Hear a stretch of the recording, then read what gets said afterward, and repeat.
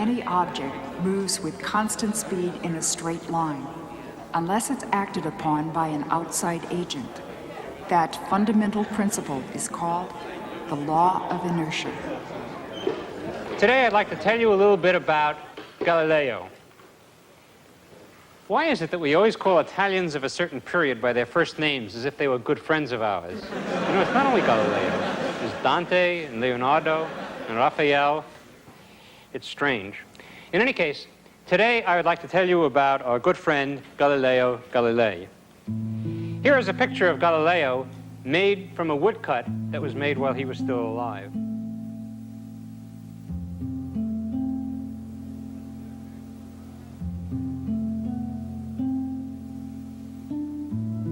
Two very important men were born in 1564. William Shakespeare in Stratford and Galileo Galilei in Pisa. As a youth, Galileo had first set out to study medicine at the University of Pisa. But he soon realized that medicine was not for him. When he found out that there was no professor of mathematics at the university, he dropped out of medical school. He taught himself mathematics, wrote a few papers, and began to build a scholarly reputation. And in the year 1589, with the help of a well-connected friend, he was appointed professor of mathematics. At the time, the university was dominated by Aristotelian scholars who saw little value in mathematics. Galileo considered his Aristotelian colleagues to be fools and immediately got into trouble by baiting and ridiculing them. It soon became obvious that when his 3-year contract was up in 1592, he wouldn't be reappointed. So, when a position was offered to him at the University of Padua, he accepted it without hesitation. At Padua, he lectured in Euclidean geometry, Ptolemaic astronomy, and Aristotelian mechanics. He conducted his noted research on falling bodies and inclined planes.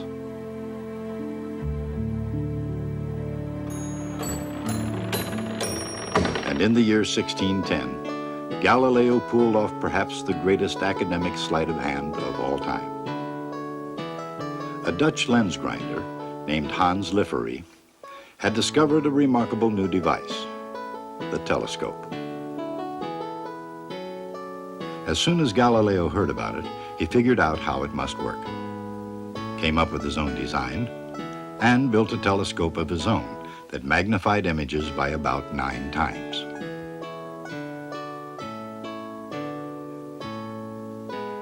Then he called together the city fathers of Venice for a demonstration in the famous tower in St. Mark's Square.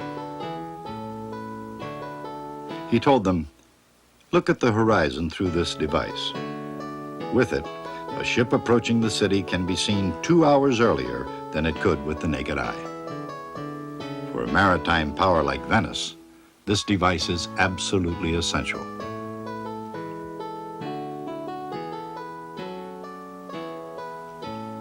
Galileo didn't claim that he invented the telescope, but he also didn't bother to point out that he hadn't. The city fathers were so impressed that they gave Galileo a lifetime position at a handsome salary. And within 2 months, models of Galileo's telescope were being sold by vendors on the streets of Venice as children's toys. Galileo had made himself financially secure for life by selling the city fathers a child's toy. But Galileo had much more important things in mind for the telescope. He built a number of larger, more powerful telescopes, including one that would magnify images about 30 times. Today, 2 of them are on display in the Museum of the History of Science in Florence. With these telescopes, Galileo looked at the sky and made some remarkable discoveries. The moons of Jupiter, which even today are called the Galilean satellites. Mountains on the moon, the phases of Venus, and spots on the face of the sun. Even now that we've walked on the surface of the moon, Galileo's sketches reveal that his views were amazingly accurate. In time, Galileo's astronomical discoveries, along with the ideas of Copernicus, would intellectually shatter the serenity of the heavens.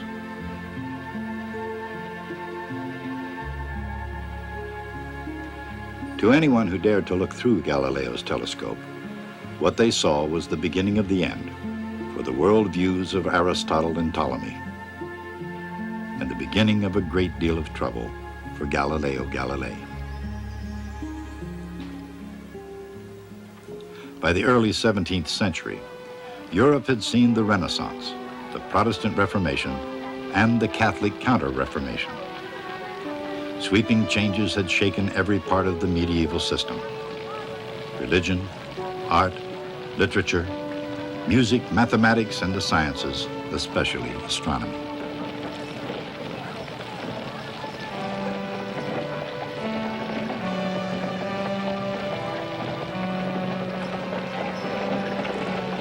Before the Renaissance, Aristotelian mechanics and Ptolemy's design of the heavenly spheres were the order of the day. They were the logical, accepted, and unchallenged natural order of the universe.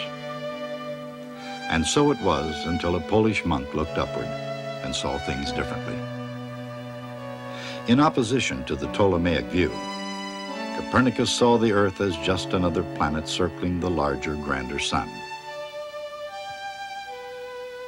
Within the Catholic Church, some saw the Copernican system as a threat. It seemed, like the Protestant heresy itself, to challenge the absolute authority of the Vatican. Nonetheless, it took the Church 75 years to make her displeasure fully known. And in the interim, the Church had to contend with the problem much closer to home than the sun. Catholics and Protestants were locked in a war for the very soul of Europe. Copernicus, like Martin Luther, challenged the Church's interpretation of Holy Scripture. But the Copernican system also seemed to defy elementary common sense. Heavy objects naturally fell toward the center of the Earth, because that was the center of the universe. If the Earth really is spinning and hurtling through space, why doesn't everything fly off? And if the Earth really is spinning, why should an object dropped from a tower land directly below? Why doesn't it land in the next city-state or at least some distance away? 300 years ago, those were logical, intelligent questions. And Galileo Galilei set out to find the answers. Galileo was, despite his independent nature, a very popular figure, generally respected and admired. And to the Church, his God-given intelligence made him a favorite son. No doubt Galileo enjoyed the attention. His hunger for fame was enormous. But his thirst for knowledge and for the truth was even greater. Early in his career, while a professor at Padua, Galileo did quite well for himself as an academic entrepreneur. Among other things, he tutored royal princelings in subjects such as magnetism and mathematics. But in the long run, his use of the telescope was much more important. His first book, The Starry Messenger, revealed his remarkable observations. The publication of The Starry Messenger elevated Galileo to a position of renown throughout Europe. Yet in certain circles, his discoveries were not altogether welcome. Through his telescope, Galileo had seen something unimagined, or at least unspoken, by the followers of Ptolemy.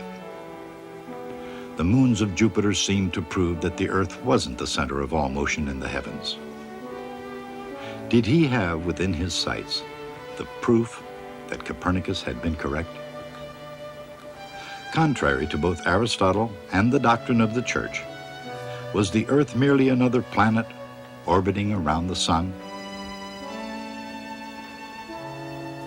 If that were true, the question remained, why in the world doesn't everything spin off? Aristotle's ancient view was that all things, by their nature, have rightful homes to which they want to return. His ideas of absolute rest and absolute motion seem confirmed by common sense. And based on the common experiences of everyday life, how could anyone take the idea of the Earth's hurtling through space seriously? It was one thing for Galileo to criticize the prevailing Aristotelian point of view, but quite another to show how and why things worked within the Copernican system of planetary motion. But even before the invention of the telescope, Galileo had prepared himself to do exactly that. To lay the groundwork for his law of falling bodies, he had painstakingly observed and timed balls rolling along inclined planes. These experiments also led him to another profound idea that would come to be known as the law of inertia. Galileo realized that a ball, after rolling down one inclined plane, would roll up another until it regained its original height, no matter what the steepness of the second plane was. If the incline of the second plane was shallower, the ball would roll farther along, not stopping until it was as far above the horizontal as it had been at the start. The more nearly the second plane was horizontal, the farther the ball would roll, trying to regain its original height. Therefore, on a perfectly horizontal plane with a smooth surface, a ball would never come to rest. It would keep rolling forever. This was the crucial realization that Galileo needed to explain why everything, including his critics, could keep up with the spinning surface of the Earth. A body in horizontal motion tends to keep moving that way forever. But everything on the surface of the Earth is in horizontal motion at exactly the same speed as the surface of the Earth itself. There's not even any friction to affect a body's motion, because everything moves together. With this remarkable concept, Galileo overturned the ancient Aristotelian dogma that it's natural for all bodies to come to rest. Although Galileo's concept was brilliant, it wasn't entirely accurate. Still influenced by the Platonic ideal of circular motion, Galileo thought that a body in motion would continue forever, but only in the horizontal direction, not in a straight line, but round and round, following the surface of the Earth. A generation later, René Descartes straightened everything out, giving the law of inertia its final shape. Objects in motion don't tend by themselves to come to rest. They tend to continue as they are until something interferes. That fact's easier to see now than it was in Galileo's day. Today, few would disagree that the planet Earth hurtles around the sun. A sun that moves around one corner of a galaxy that moves alone in a cluster of galaxies, all streaking through the unimaginable vastness of the universe. How does the idea of rest fit into this grand scheme of things? It doesn't. Nothing in the universe comes to rest.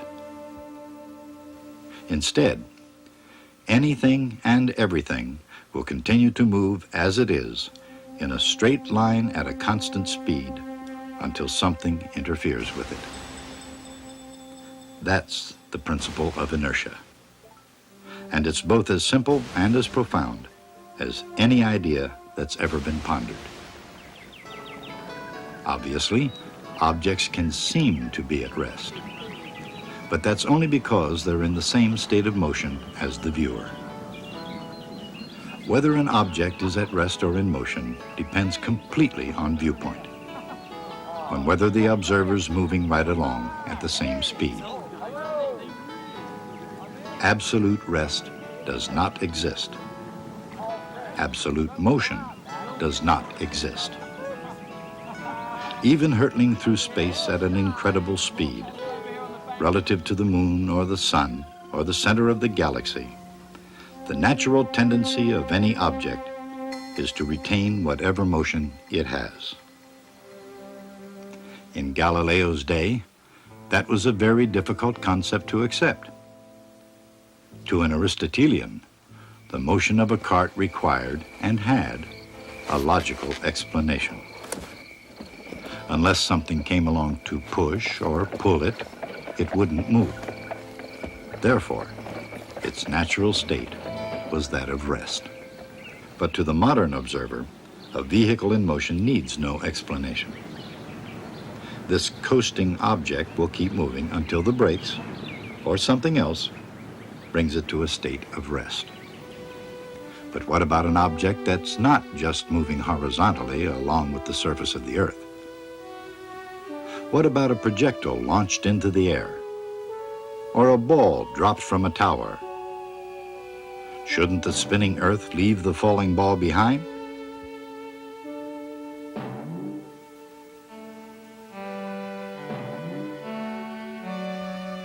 Galileo said it shouldn't.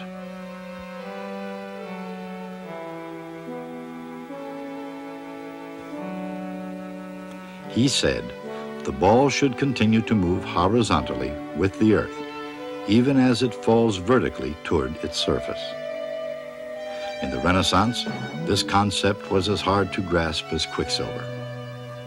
So Galileo offered his contemporaries an analogy. He asked people to picture a ball falling from the mast of a moving ship. To a sailor on the deck, the mast is standing still. He wouldn't be surprised to see the ball fall straight down onto the deck at the foot of the mast. But anyone on shore would see the ship and, of course, the mast in motion. An Aristotelian observer would have no doubt at all about what should happen. The ball should fall directly toward the center of the Earth while the ship sails out from under it. That sailor on deck would see the ball hurtle toward the rear of the ship rather than fall to the foot of the mast.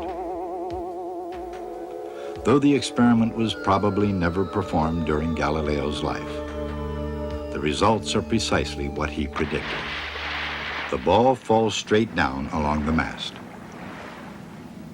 The ball falls along the mast because both objects, ball and sailboat, share the same initial motion. If they don't share the same initial motion, then the result is just as the Aristotelians would have expected. But when dropped from the moving mast, the ball falls vertically while moving horizontally with the boat. Together, these motions form a curved path, a parabola. Galileo realized that these same principles would cause the motion of any projectile to follow a parabolic curve, whether at sea or on land. A ball dropped anywhere on the surface of the spinning Earth behaves the same. Here, sharing the horizontal motion of the planet, it falls straight downward and lands at the base of the tower. In these terms, Galileo saw and proved something new under the sun.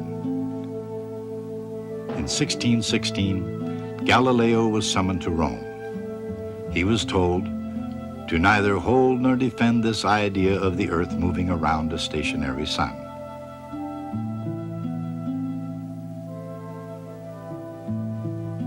Knowing that the Church officially objected to the Copernican system, he waited for the right moment to convince them of the error of their Aristotelian ways.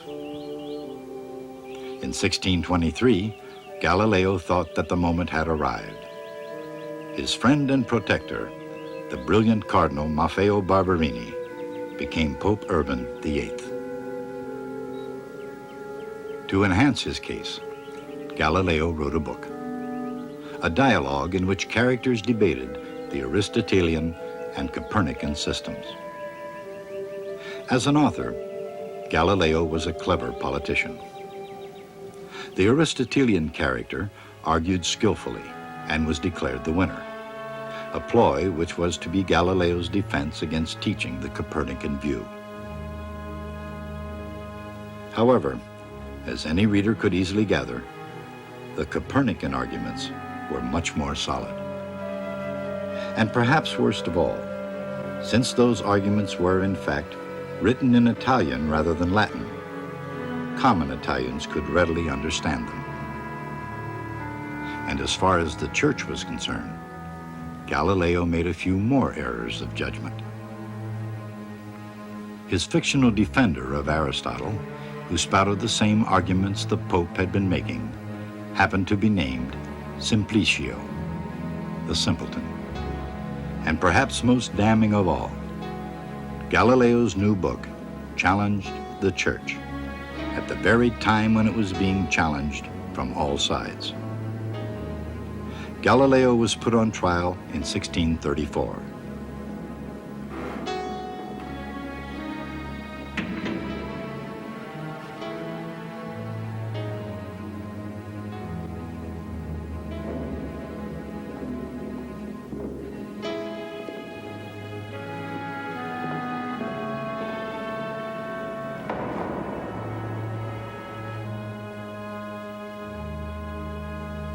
His fame and prestige made it unthinkable to go further than the mere threat of torture. But to Galileo, who knew very well how machines worked, that was enough. He publicly recanted the Copernican system of planetary motion. Ironically, in the future, no serious scientist would deny Galileo's evidence. The principle of inertia, conceived by Galileo and refined by Descartes, became Isaac Newton's first law of mechanics. As far as the church was concerned, Galileo's name would eventually be vindicated, but it would take a very long time. As recently as 1983, the Galileo controversy was still unresolved. In that year, Pope John Paul II asked that the dispute between Galileo and the church finally be put to rest.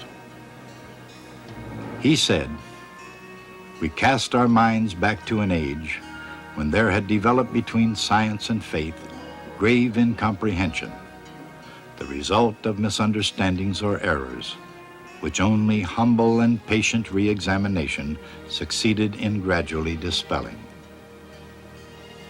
The church herself learns by experience and reflection, and she now understands better the meaning that must be given to freedom of research." But at the time, even for a famous scientist with an unpardonable ego, public humiliation was not considered punishment enough.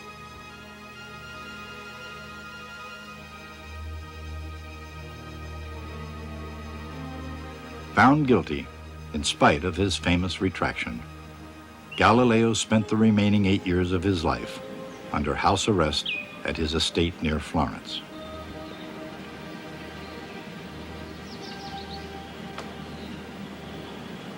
According to legend, as Galileo headed into the exile of house arrest, he said, "Eppure si muove." Nonetheless, the earth moves.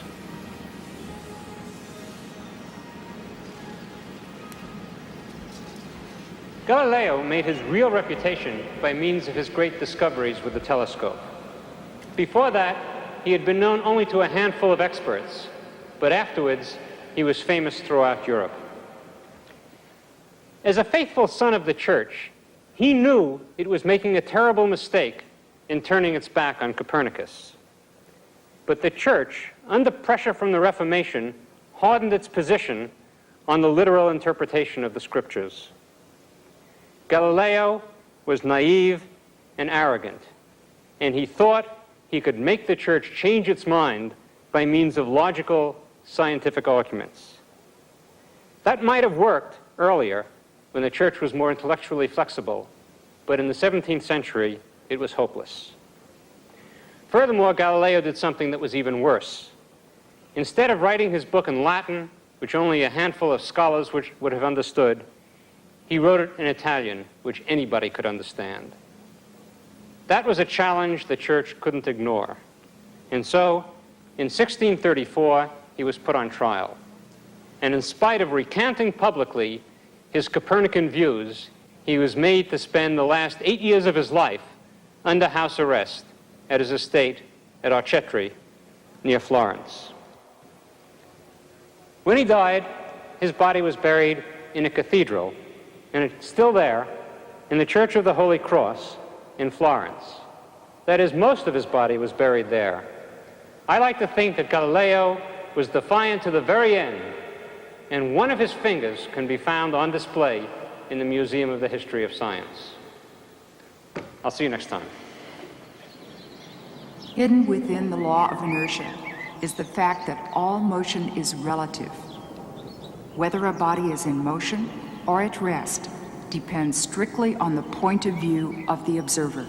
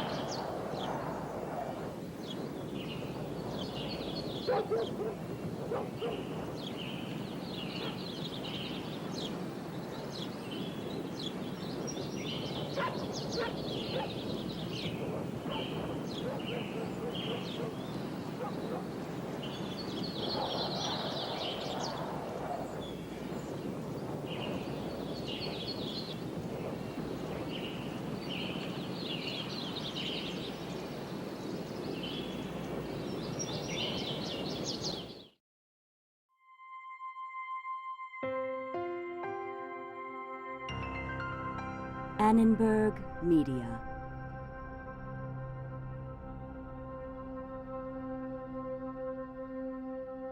For information about this and other Annenberg Media programs, call 1-800-LEARNER and visit us at www.learner.org.